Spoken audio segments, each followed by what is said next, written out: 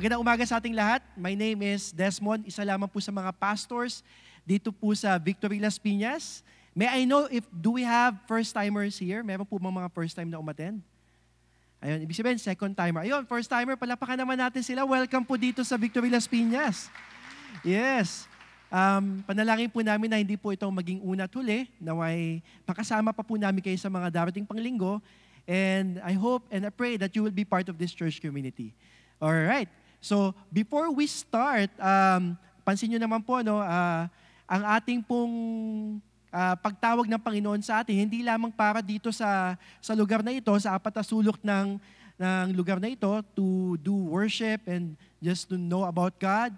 But tayo po tinawag ng Panginoon para po sa lungsod ng Las Piñas. Kaya hindi aksidente na nandito kayo nakatira. O yung mga matatagal na nakatira dito, dyan binili ng mga ninuno ninyo yung bahay kasi dito kayo mananalangin at Las Piñas ay para sa Panginoon. Tama ba? At with that, nais ko lang ipanalangin yung mga barangay sa Las Piñas. Ngayon po, papanalangin natin ang barangay Talondos. Sino po ang mga taga-barangay Talondos dito? Taas ang kamay. Ayun, si Ryan. Si Ryan, hindi siya, okay. Buo siya, buo, tsaka maayos. Sige po, let's agree in prayer. Let's pray for those people who are living in Barangay Talondos and panalangin natin yung mga namumuno doon. Sige, agree po tayo, Panginoon. Salamat. Dahil ikaw ang Diyos, hindi lamang ng buong bansa, kundi Lord, Diyos ka ng bawat lungsod at bawat barangay at bawat isa, Panginoon. Lord, tinataas namin ang Barangay Talondos, ang mga nakatira dito, Panginoon, ang aming mga kapatid o iba pang mga Kristiyano na nakatira din doon, Panginoon. Lord, ipuin mo kanilang mga puso upang sila maging pagpapala sa kanilang mga kapitbahay, sa kanilang komunidad. Lord, tinataas din po namin, Panginoon, ang barangay, Talon-Uno, ang mga namumuno dito. Lord, kayo po ang humipo sa kanilang buhay na sila magkaroon ng takot at pagmamahal sa inyo. Dahil, Panginoon, ang isang namumuno na may takot sa inyo, Panginoon, ay madaming pwedeng gawin, Lord, na pwedeng maging pagpapala sa kanyang mga nasakupan. And Lord, I pray also that you bless, Lord, my brothers and sisters who are in that barangay. Lord, may your purpose prevail in that place, Lord. In Jesus' name we pray. Amen and amen and amen. All right. So, with that, I'm sure sobrang na-bless kayo dun sa nakaraang serie natin, di ba? Na And Beyond. Kasi we celebrated pala last month ang 8th year anniversary ng Victory Las Piñas. And also, we are celebrating pa rin yung 40 years of God's faithfulness sa Victory Christian Fellowship here in the Philippines. And with that, yung ating po mga serye sa buong taon ay naka-angkla po dun sa ating pong serye na kumbaga, ito po yung we want to highlight God because God called us to be set apart. We are holy and righteous before God. Tingnan mo yung katabi mo. Holy yan, pero hindi lang halata. Mahalata mo din pagdating ng araw. Okay? So, ang ating pong serye sa umagang ito ay pinamagatang Love the City. Can you say that with me? Love the City. Di ba? Hindi love the city, okay? So, ito po sa mga matagal na po nakakasama sa amin, ang ginagawa po natin dito ay tayo po ay nagiging pagpapala sa syudad. Hindi lamang po tayo nandito nakaupo upang makinig na salita ng Panginoon at ma-encourage at paglabas natin ay hanggang doon na lang. God called us to be a blessing to the city. That's why ito po ay nakalinya po doon sa ating pong layunin sa buong taon na ito na since we are set apart by God, dapat po ito ay makita din, hindi lamang dito sa loob ng simbahan ito, kundi po pati sa lungsod ng Las Piñas. Tama ba? And because of that, tayo po ay mga Kristiyano na tinawag na tagasunod ni Kristo, and dito po sa ating simbahan, we exist for two reasons. That is to honor God and make disciples. We honor God in everything that we do. Yung nakita po ninyo kanina na Brigada Eskwela, isa po yan sa mga ginagawa po natin that we want to be a blessing to the campuses. Because yung mga young people po, they are the future leaders of this nation. Magiging future leader sila, magiging leader sila kung sila ay may Jesus sa kanilang buhay. Tama ba? And not just that, also in our communities. That's why, hindi lamang po dito sa Pilipinas, but even in other nations, we want also to be a blessing. But here, in the Philippines, we want to be a blessing in our city. That's why, ito po sa ating pong series na to, inaasahan natin na pagtapos na ito, tayo po ay maging daluyan ng pagpapala at pagbabago sa ating komunidad, sa ating mga tahanan, sa ating mga trabaho, na makita nila na tayo ang may Diyos sa ating buhay. Tama ba? Alright. And because of that, para lang po makita natin, ano ba ginagawa natin bilang isang church dito po sa Victory. Gusto ko pong basahin po natin ito ng sabay-sabay. Sabi dito, 1, 2, 3. Victory exists to honor God by establishing Christ-centered, Spirit-empowered, and socially responsible churches and campus ministries in every nation. Ito po ang ating mission vision. At kasama po dyan, bilang isang iglesia, bilang isang simbahan, that we ought to be socially responsible. Meaning, hindi lamang dito sa loob, kundi sa labas. Kaya lahat po na ginagawa natin, we exist to honor God. At the same time, kung sakali man na mawala ang Victory dito sa Las Piñas, maaalala kaya nila tayo. Di ba? At sana po maalala tayo dahil po sa ating mga ginagawa. And second, God called us, that's why God is calling us to be His hands and feet to love others. Gagamitin po tayo ng Panginoon. Bawat sabi mo, gagamitin ka ng Panginoon sa katabi mo, sabi mo sa Kanya. Gagamitin ka ng Panginoon. So dito, that's why God is calling us to be His hands, feet to love others, whatever it takes and wherever He places us. This is so they may hear and experience the transforming power of God's great love. Even po sa atin, the reason why we have this series, Love the City, we want also to encourage each and every one of us that there's something that we can do as a church, as an individual.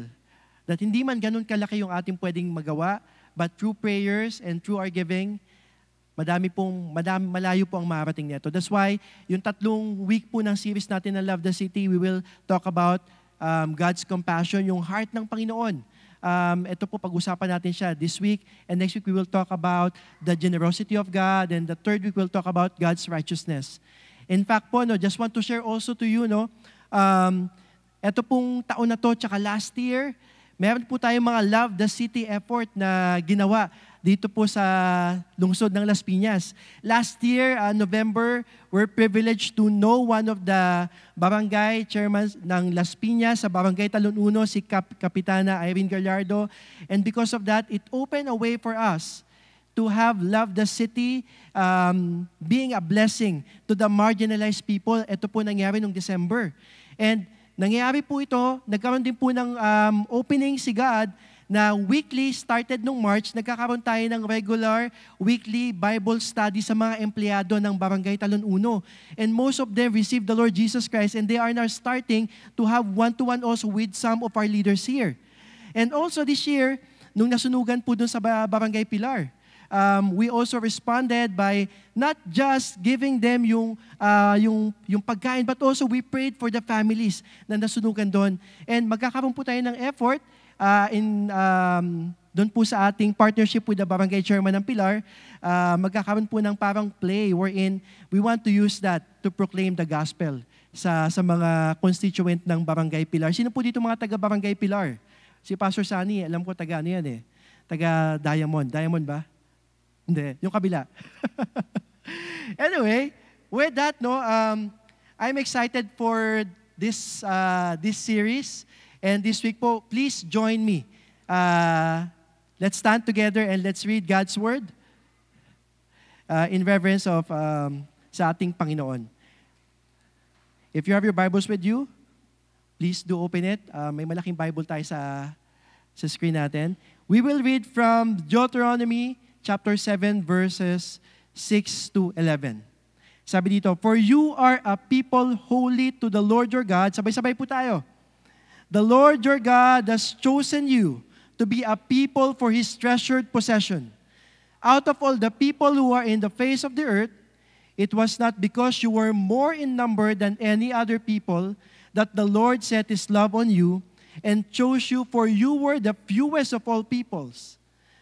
But it is because the Lord loves you and is keeping the oath that He swore to your fathers that the Lord has brought you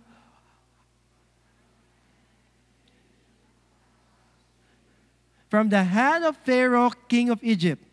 Know therefore that the Lord your God is God, the faithful love with those who love Him and keep the commandments to 1,000 generations, and repays to their face those who hate Him. By destroying them, He will not be slack with one who hates Him. He will repay him to his face." 11, "You shall therefore Be careful to do the commandments and the statutes and the rules that I command you today. Let's all pray. Panginoon, salamat sa pagkabasa ng iyong salita. Tunay nga po, Panginoon, na ang iyong salita ang siya nagbibigay sa amin ng gabay, ng karunungan. Panginoon, tulungan mo kami na maunawaan ang pag-uusapan namin ngayon, Panginoon, and let your Holy Spirit give us understanding and allow us, Lord God, not just to understand but also to apply, Lord, ang aming matututunan sa umagang ito. Panginoon, ito ang aming dalangin sa pangalan ni Jesus na aming Panginoon. Amen at amen. Makaupo na po tayo. Alright. So, yung binasa po natin ay Book of Deuteronomy. This is the last book of the Pentateuch. So, if you would know, ang Deuteronomy po ay, ito po ang second reading of the law. And with that being said, no, parang makikita lang natin na dito sa Deuteronomy, this is God's instruction to the Israelites bago sila pumasok ng Promised Land. And who among you here would agree na ang Panginoon, kahit paulit-ulit yung kanyang reminder, meron siyang purpose. Bakit? Alam niya yung puso natin, madali tayong makalimot. And that's why in Deuteronomy, the Lord instructed Moses to repeat this law and remind the people of Israel na bago kayo pumasok ng Promised Land, be careful to do what I have commanded you to do. So, as we talk about Deuteronomy is the last part of the Pentateuch. We have the Genesis, Exodus, Leviticus, Numbers, Deuteronomy. So, ibig sabihin nito, Deutero second, nomos is law. The second reading, kaya po, madalas po, naalala ko kapag merong house dedication or yung property dedication, dito po binabanggit yung verse din na it is the Lord who gave you the ability to produce wealth, yung binanggit kanina ni Kuya Rowen. And reminding us na hindi tayo ang may source ng mga bagay na kaya natin gawin. Ang Panginoon na siya nagbibigay sa atin ng kakayahan. That's why it's important na malaman natin na ano ba yung context ng binasa natin. At the same time, dahil nga ang mga Israelita ay hindi lamang 1 year or 2 years sa wilderness, they've been there for 40 years. Imagine, ito po ay sinasabi ng Panginoon through Moses sa mga new generation. Naalala nyo nung time na nagalit si God dahil sa mga tao na, sa mga Israelites na hindi nakikinig sa Kanya. Kumbaga nawala yung mga generation na yun na sobrang reklamador. And then, this time, for the next generation to come to the Promised Land, this is God's reminder for them. And I believe the same thing with us right now. Tayo po ay pinapaalalahanan ng Panginoon na sa Kanyang mga pangako, tayo ay masusing tingnan ang ano ba yung pinapaalala sa atin ng Panginoon. Mga bagay na nais niyang dapat natin gawin, mga bagay na nais niyang pagtuunan natin ng pansin so that we will not also forget ano ba yung mga kanyang layunin sa atin, kanyang mga itunuturo sa atin, because all of God's commandment for us is for our benefit. Alright? And in our time right now, the Lord's grace and through Jesus Christ, the Lord wants us to be the salt and light. But during that time, the Lord is telling to the Israelites, as you enter the promised land, I want you to not forget what I have commanded you. Sino dito yung madalas na makalimot? O huwag na kayo magtaas ng kamay. Ako na lang. Di ba? That's the reason why we need to be reminded all the time.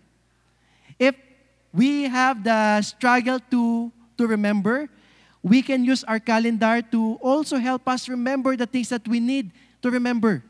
But in this scripture, the Lord wants us to remember what God wants us to do.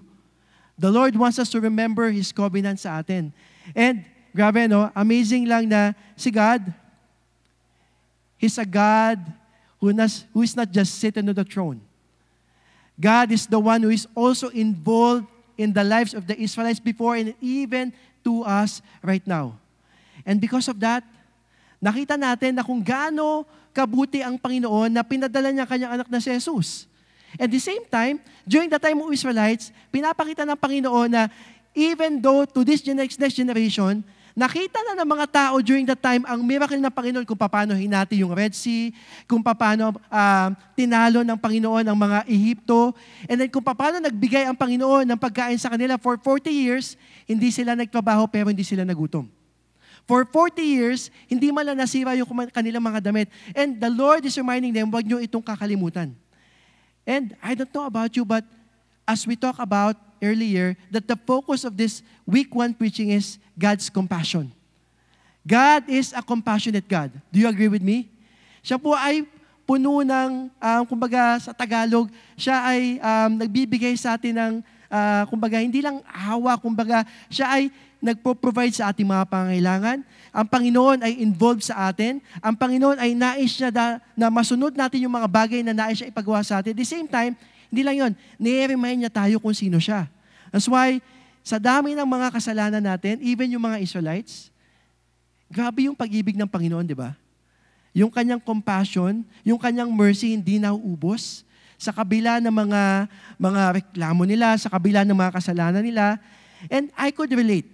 Sa dami ng mga bagay na nagawa ko, faithful pa din ang Panginoon. Sa dami ng mga bagay na pinili kong wag siyang sundin, tapat pa din siya sa akin. I'm sure sa inyo din. That's why we are here today. That's why, let me submit to you my main point for us this morning. That God's compassion and His grace enable us to be compassionate to others. Kaya po may love the city tayo. Kaya po tayo ay generous sa ibang mga tao. Kaya tayo tumutulong sa ibang tao. Alam nyo ba? Kaya nyo kayang gawin yun dahil una, binigay sa inyo ng Panginoon yung compassion niya, ang kanyang pag-ibig. Kasi hindi nyo kayang ibigay yung mga wala sa atin. We cannot give what we don't have. But because God is filling us with His compassion and His grace and His love, that's why we can also give it to other people. Ang biyaya at malasakit ng Diyos ang nagbibigay sa atin na kakayahang magpakita ng malasakit sa iba. Amen po ba? Alright. So, with that, I believe, bago natin pag-usapan kung, di ba, yung pagiging compassionate ni Lord, many times, we only see God as someone na, hindi, si God naman, kapag kapag hindi ako nagsisimba, pinaparusahan niya ako. Si God naman, kapag hindi ako nanalangin, kaya ako nagkakasakit.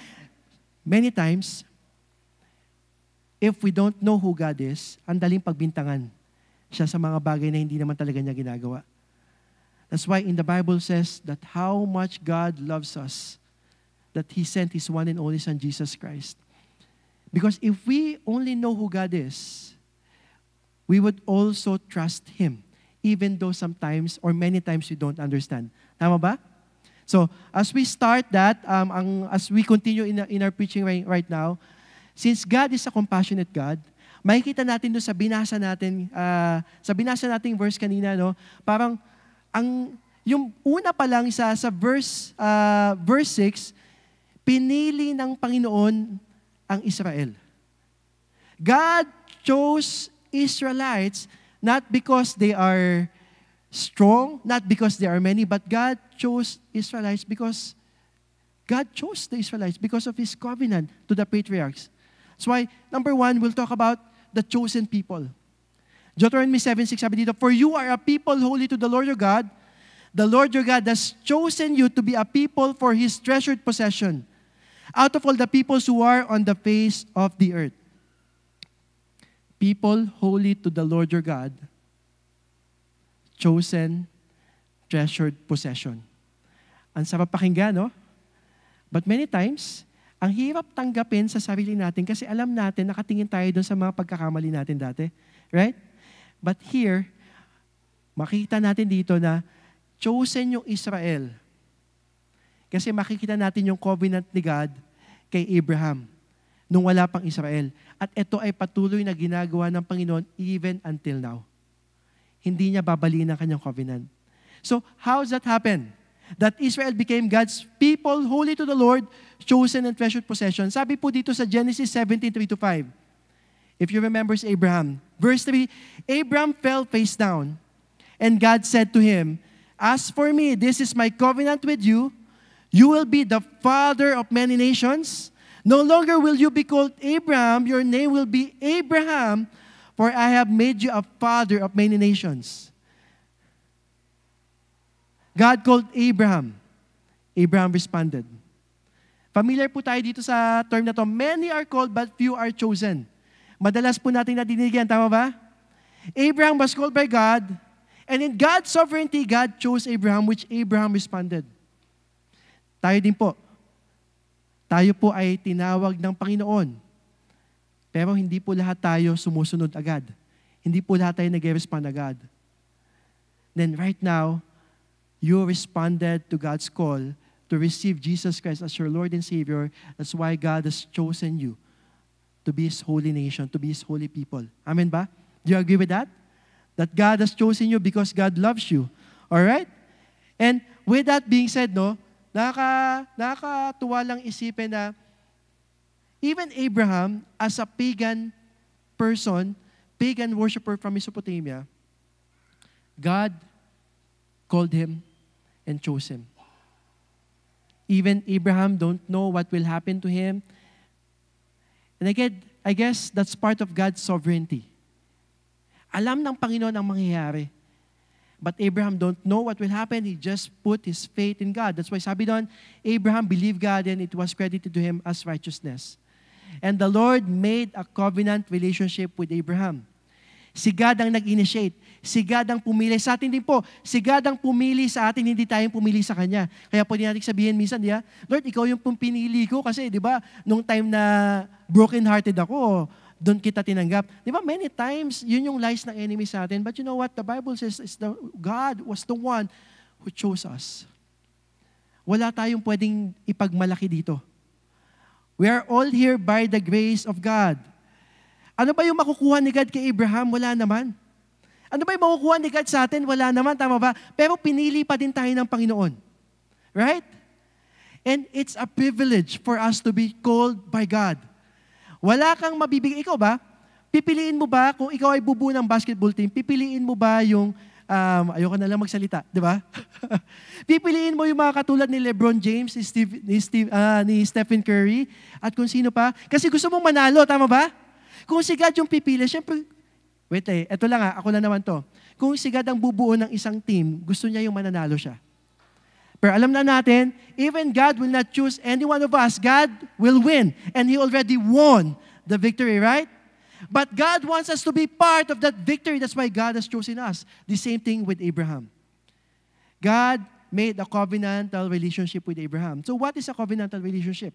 Pinag-usapan po natin yun dito nung nag-speak dito nag-preach si Bishop Gilbert. So, covenantal relationship is different from a contract. Pag ikaw ay may isang kasunduan sa isang tao, you have to agree na dapat gawin to ng parehong party. Kapag may isang nag-fail, void na yan. Right? But in the covenantal relationship, si God yung nag-initiate. In fact, if you will read sa Genesis, wala pong ginawa si Abraham, nakatulog nga siya eh. Si Lord yung gumawa ng part niya. At even though mag-fail si Abraham, God will not fail His promise. He will continue to do it. Though there are some covenants that are conditional, but what we're talking here is that God will not fail His promise. He will continue to do it. In this way, God made also covenant with Noah. Alam naman natin yung rainbow, di ba? It's a promise that God will no longer flood the earth. God made also covenant with Abraham, Isaac, and Jacob. The covenant promise is a promise that God made with Abraham. And the covenant is a blessing. Blessing kay Abraham that I will make you a nation, a father of all nations. Diba? Kahit isa lang yung anak niya, diba? Si Isaac and si Ishmael, nagkaroon siya ng anak. Hindi man niya nakita na kasing dami ng mga bituin sa langit na kanya magiging lahi, but he still trusted God. And even though namatay na si Abraham, God fulfilled His promise. That's why, sa pinag-uusapan natin ngayon, ang dami ng Israelites. Hindi nila mabilang. Diba? That is a proof that God fulfilled this promise to Abraham. Even in our time, may mga pangako ba si Lord sa inyo? Well, paano ba natin malalaman na pangako ni God kung hindi natin binabasa ang salita niya? We read God's Word, and we would know the promises of God for you, for your family, for your friends, family, the promise of God sa iyo. And my question, May pangako ba ang Panginoon sa inyo? Yes. Meron ba siyang hindi pa tinutupad? Kung hindi pa, tutupadin ito ng Panginoon. At madaming pangako ang Panginoon sa atin na kanyang tutuparin dahil hindi niya pwedeng sirain ang kanyang salita. Alright? Naalala ko lang to, as I prepare for this preaching, nakita ko lang tong hallucination watch by Graph Diamonds. So, ayan, silipin nyo. Ang ganda, di ba? Ayan na, lalabas na. Yan. Sino na nakakita niyan? Siya, ngayon, tayo, nakita na natin, di ba? Di ba? Etong Graph Diamonds na to, grabe, ito yung pinakamahal na watch sa buong mundo. Cost only $55 million, approximately 3.2 billion pesos. Mas malaki pa po sa napanalunan ni Carlos Yulo. Alright? And making this the most expensive watch globally. Alam niyo ba kung bakit? This takes thousands of hours to make. Manually. This was crafted by an artist. That's why sobrang mahal nito. Right? Took several years to finish. And we say to ourselves, mahal naman yan, di ko yan kaya. Di ba? Kaya, yung next picture na lang bibili natin, $20. Right? Pero for sure dito, madaming kayang bumili. Kasi mayayaman tayo sa Panginoon. Kidding aside, right? Many times we say to ourselves na hanggang dito lang ako. Many times, we forgot that God chose us as His treasured possession as well. Nakalimutan natin na pinili tayo ng Panginoon, na tayo ay holy people of God, like the Israelites, di ba? Like sila, lagi nila nakakalimutan yun eh. And tayo, I hope that we will not forget that as believers, we are holy to the Lord, we are His treasured possession. Do you agree? Amen po ba? That in Christ we are loved, we are redeemed, we are blessed, and we have been given a new covenant in Christ's blood, in Jesus Christ. Meaning po, we are part of God's people as well. Chosen people. We are holy, treasured possession of God. That our identity is no longer connected to this world, but our identity is now with Jesus Christ. Amen po ba? Because Jesus Christ, we are holy, we are chosen and redeemed people of God. We belong only to God. That's why the Lord is reminding the Israelites, obey, observe what I have commanded you, because I want you to be spared doon sa mga ginagawa ng mga ibang nations. The same thing sa atin po ngayon. The Lord wants us to be spared. That's why the Lord will always keep on repeating, obey and obey, because God called us as His treasured possession. Our value is not measured by what we do for God, but by what He has done in us. Hindi ka pinili ng Panginoon dahil magaling ka. Hindi ka pinili ng Panginoon dahil ikaw yung pinakamabait. Hindi ka pinili ng Panginoon dahil mayaman ka, dahil malakas ka mag-gym. Hindi. Wala tayong pwede ibigay sa Panginoon para piliin niya. And yet God has chosen us. And God has put value in each and every one of us. Maybe you are here right now, you're saying, parang wala nang pumapansin sa akin. Alam mo, matagal ka nang pinapansin ng Panginoon. Maybe you're saying right now here, binabaliwala ka ng mga tao sa paligid mo, the people are rejecting you. You know what? God wants to be part of your life. God wants you to accept Him because God wants to give you value and identity na hindi kayang ibigay ng mundong ito. God chose us not based on merits, but God chose us because He loves us. Amen po ba? So why did God choose Israel? It's not because they are big. In fact, there's the fewest nation, the weakest nation. But the Lord loves you and is keeping the oath that He swore to your fathers. Meaning, kung ano yung sinabi ni God kay Abraham, Isaac, and Jacob, yun din po ang gagawin ng Panginoon. So maybe if you are a parent here, sino po dito yung mga magulang? Di ba? Kahit anong kulit ng anak natin, di ba, bakit nyo pa din sila mahal? Kasi makulit sila? Mahal natin sila kasi mahal natin sila. No questions asked. Kasi anak natin sila. Tama ba? The same thing sa atin po. Mahal tayo ng Panginoon. Kaya tanggap niya tayo. 1 Peter 2:9-10. But you are a chosen people, a royal priesthood, a holy nation, God's special possession, that you may declare the praises of Him who called you out of darkness into His wonderful light. Once you were not a people, dati hindi daw tayo tao, di ba? But now you are the people of God. Once you had not received mercy, but now you had received mercy. So why we are chosen people of God? Because God created us to declare His praise. That's why God will choose us. God chose us because more than just a natural response to our Father's mercy or something we should do to be polite, we are created to declare God's goodness. We are created to worship God. So when we praise Him, we fulfill God's purpose in us. And God chose us so that we can be a blessing to others. That those who are in darkness, they will also be brought from darkness to light. God wants to use each and every one of us. John 15:16, sabi dito, you did not choose me, but I chose you and appointed you so that you might go and bear fruit that will last, so that whatever you ask in my name, the Father will give you.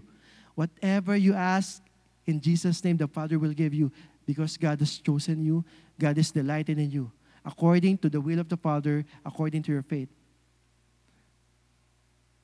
Whether you like it or not, you receive it or not, special ka sa mata ng Panginoon. Yung mundo sinasabi sa'yo, wala kang kwenta, sa mata ng Panginoon, special ka.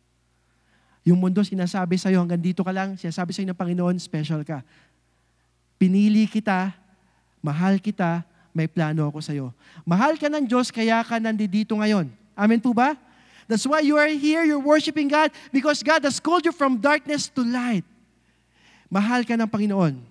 Nandito ka ngayon because our God is a compassionate God. My second point. Exodus 34:6, and he passed in front of Moses, proclaiming, the Lord, the compassionate and gracious God, slow to anger, abounding in love and faithfulness. Context nito sa Exodus 33, no? Ito na yung sabi ni God kay Moses tsaka sa Israelites, punta kayo doon sa lupang pangako, I will send my angels to be with you. So nung nadinig ko ito ni Moses, teka lang, bakit angel lang? Lord, di ba kayo sasama? Di ba? Take note, di ba? Nung time na kausap ni Moses si God doon sa Mount Sinai to get the tablets, the 10 Commandments, naging stiff-neck sila. Ibig sabihin, they disobey God. Gumawa agad sila ng golden calf. They worship this golden calf. Nakalimutan agad nila kung paano sila ni-rescue ni God sa Egypt. Ang daling makalimot, tama ba? Looks family, no? Tayo din nakakalimot, di ba? Right? That's why sabi ni God dito, yung angel ko na lang ipapadala ko sa inyo. Pero ito yung sabi ni Moses. Sinabi mo, pamunuan ko ang mga tao mo, pero hindi mo naman kami sinasamahan. Sabi mo, you have found favor in me. Sabi ni Moses, nagtatagli si Moses, no? If you are pleased with me, teach me your ways so I may know you and continue to find favor with you. And sabi ni Moses, remember that this nation is your people. Sabi ni Lord, dahil na nakapag-discussion sa kanya si Moses, sabi ni Lord, my presence will go with you and I will give you rest. And the Lord said to Moses, I will do the very thing you have asked because I am pleased with you and I know you by my name. And sabi ni Lord kay Moses, sabi ni Moses, now, show me your glory. Moses has the audacity to talk to God. And this is the time where God showed Himself to Moses. Nagpakilala po si God kay Moses. Right? Kaya po, dito po sinabi dito, yung word na compassion, sabi sa Exodus 34:6, the Lord, the compassionate and gracious God, slow to anger, abounding in love and faithfulness. Kaya yung binasa po natin sa Deuteronomy 7, dito po yung binabanggit that our God is a compassionate God. Not just a God who is seated on the throne, not just a God na pag may mali ka, kikidlatan ka, but this God is a God who loves you, a God who is a compassionate God, who will be with you, who wants to know ano yung pinagdadaanan mo. The Lord knows every detail of you. Kaya lang madalas ayaw natin siya kausap. Madalas mas kausap pa natin yung phone natin sa TikTok. Right? Madalas pa nag-ML pa tayo. Di ba? Madalas kasama pa natin yung mga ka-Zoom pa natin. But, But, God wants to have a discussion with us, like Moses. Sabi ni Lord, dahil na, nakapag-discussion sa kanya si Moses, sabi ni Lord kay Moses, I will do the very thing you have asked because I am pleased with you and I know you by my name. And sabi ni Moses, now, show me your glory. Moses has the audacity to talk to God. And this is the time where God showed Himself to Moses. Nagpakilala po si God kay Moses. Difference of compassion and pity. Compassion is a deeper, more empathetic response that usually motivates one to help. Compassion, hindi lang siya naawa. Compassion is being involved and wanting to do something. God has been compassionate to us. That's why we can be compassionate to other people. God has called us to pray for others. We have loved the city. We don't just feed them, but we pray for them. We have the love the city. We don't just pray for them, but we preach the gospel to them. But if we don't experience the compassion of God, what we have is only pity. Ay, kawawa naman siya. Wala ka nang gagawin. Ay, kawawa naman siya. Di ba? Laligpasan mo na lang. But since we have experienced the compassion of God, tama ba? Naranasan ba natin ang compassion ng Panginoon? Tama ba? Amen ba?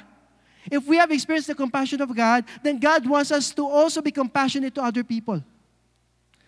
Deuteronomy 7:8-10, but it is because the Lord loves you and is keeping the oath that He swore to your fathers that the Lord has brought you out with a mighty hand and redeemed you from the house of slavery, from the hand of Pharaoh, king of Egypt.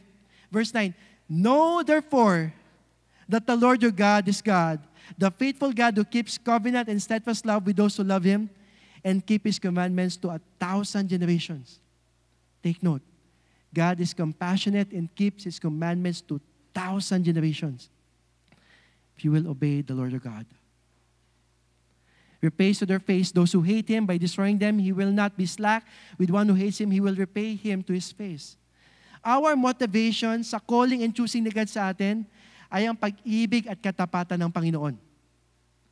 Because God loves us and God is faithful, that's our motivation sa calling ng Panginoon sa buhay natin. That's why we obey God. That's why we come here every Sunday. That's why we are praying for other people. That's why we are generous to other people, because God is a compassionate God. Yes, God is compassionate. But God wants us to obey Him. Ito po yung medyo mahirap, no? To obey. Pwede ba, Lord, mag-worship na lang kami sa'yo? Pwede ba, Lord, mag-worship night na lang tayo palagi? Pero Lord, yung obey, okay, save na naman ako. You know what? God wants us to obey Him. Because if we say that we love God, then the call for us to obey God. That's why my third point. There's a call to obey to each and every one of us. God has called us to obey. And I do believe na hindi po mahirap mag-obey dahil naranasan natin ang compassion ni God. Naranasan natin ang pag-ibig ni God. Tama ba? Mahirap yata mag-obey kung ang Panginoon natin ay kinikidlatan tayo. Mahirap yata mag-obey kung ang Diyos natin ay walang pakialam sa atin. But we can see and we have experienced that our God is an intentional God. He is involved in our lives. Our God is a loving God, a compassionate God. That's why it would be easier for us to obey. I pray that God will give us the grace to obey. It's not easy, but I'm coming from that point that if you have experienced the compassion of God, the love of God, I hope that we will cry out to God, Lord, help me to obey you. Tulungan mo ko, Panginoon, na sundin ka. Deuteronomy 7:11, you shall therefore be careful to do the commandment and the statutes and the rules that I command you today. Ang pagsunod natin sa Panginoon hindi dapat dahil napipilitan lang tayo o kasi kailangan eh. But we will obey God because we love, we respect, and coming from a heart of a gratitude heart, we obey God because we love God. Amen po ba? Do we love God? If we love God, we will obey God. Sabi nga nila, you can give without loving, but you cannot love without giving. I guess the same thing with obedience.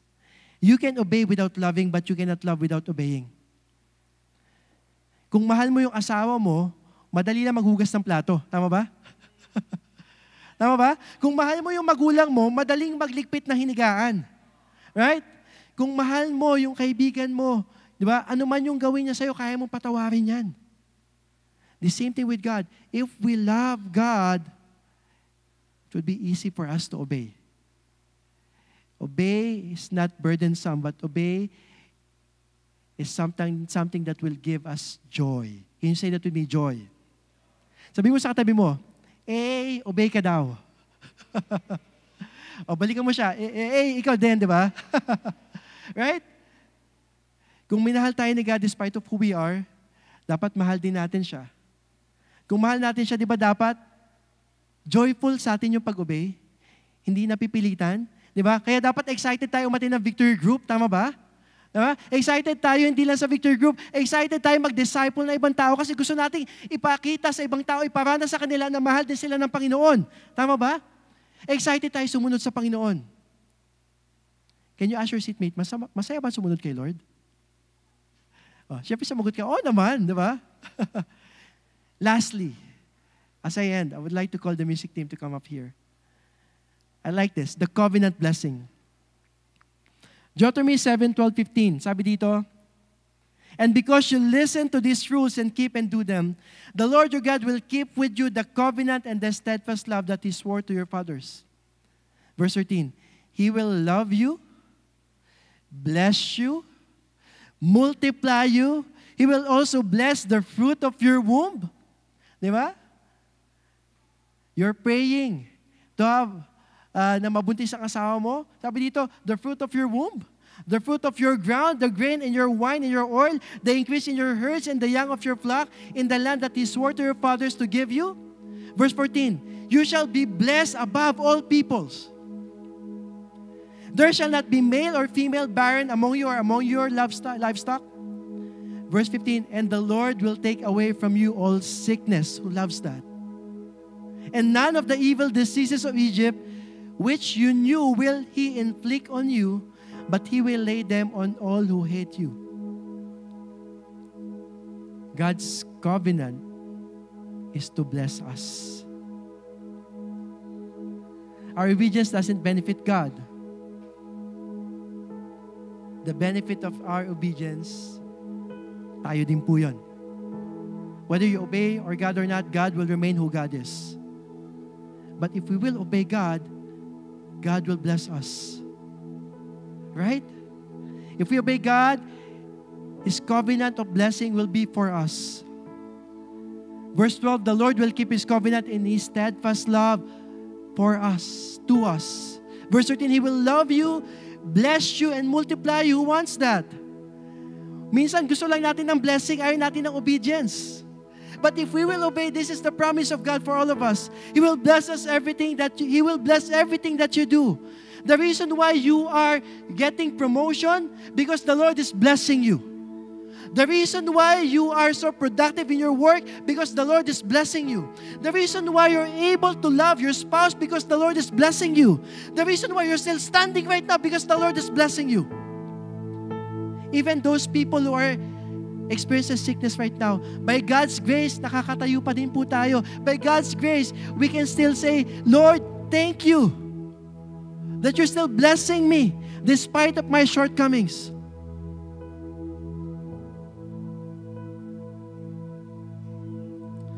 God chose us as His holy people, treasured possession. Because God is a compassionate God. And because He is a compassionate God, loving and merciful, God wants us to obey.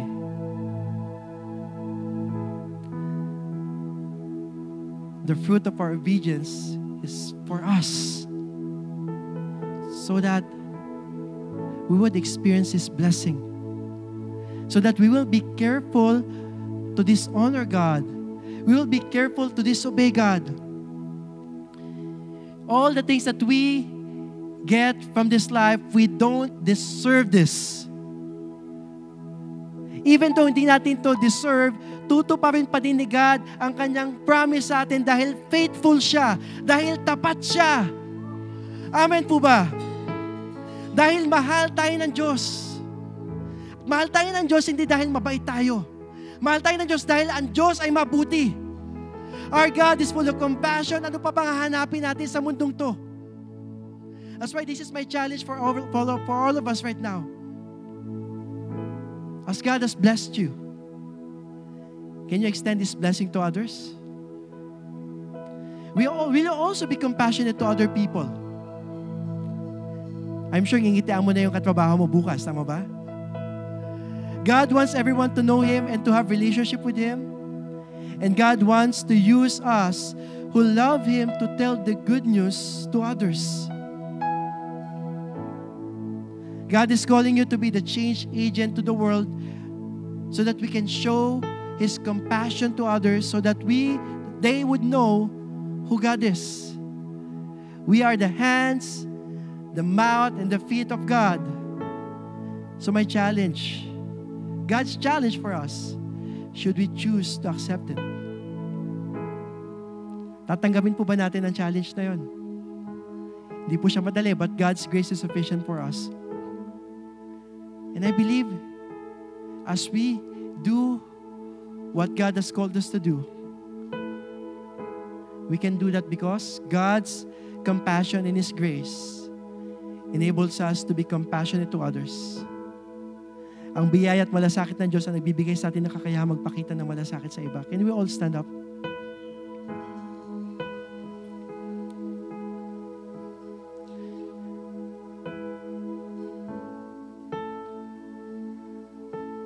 Lord, You know each and every one of us here. Kilala mo ang bawat isa sa amin, Panginoon. Panginoon, ibuhos mo ay yung banal na Espiritu sa buhay ng bawat isa. Allow us to feel, God, your love, your mercy, your compassion, Lord, so that we can also give it to others. Panginoon, pagtibayin mo ang relasyon na meron kami sa inyo. Forge it, God. Help us, God, to be deeper in our relationship with you. Lord, gaano man kahirap ang buhay, Panginoon, remind us, God, of your compassion. Remind us, God, of your faithfulness. Remind us, God, of who you are, who have called us. Even though we can offer you nothing, you have called us and made us your holy people, your treasured possession. What can we say then? But thank you. Panginoon, salamat. Lord, help us, God, to experience your love and your grace. Bless your people and allow us, God, to be a blessing, Lord, as we go out of this place. Lord, thank you, Lord. In Jesus' name we pray. Amen and amen.